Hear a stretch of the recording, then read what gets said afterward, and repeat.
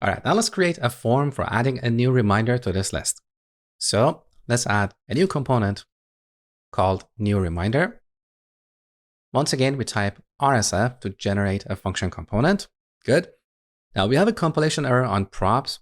I'm going to temporarily remove props. We'll come back to it shortly. Now, one thing I forgot to tell you earlier is that here we can annotate the return value of our function components with JSX.element. And with this, if we don't return something, or if we return a different kind of object, we get a compilation error. So by annotating the return value of our function components with JSX.element, the TypeScript compiler will ensure that we return a JSX element from our function components. Okay?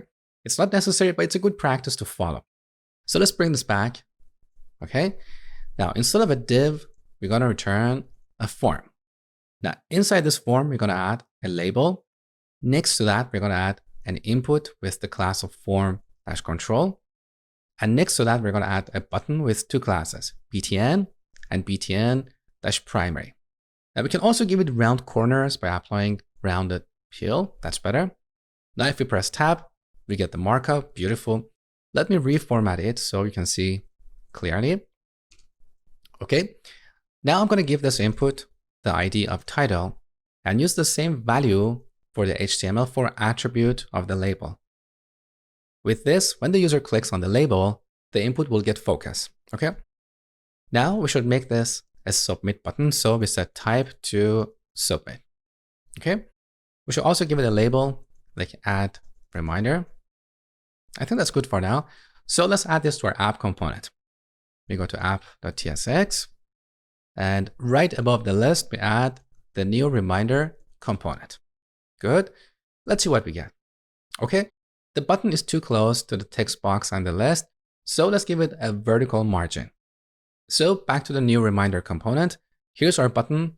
Let's apply a vertical margin. So M for margin, Y for vertical, and let's say 3 for the amount. Okay, that's better. That's reasonable.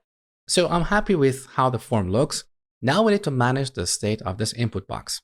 So back to this component, we're going to use the state hook, use state. We're going to initialize this to an empty string, and then we use destructuring to grab title and set title. Now we need to do two things here.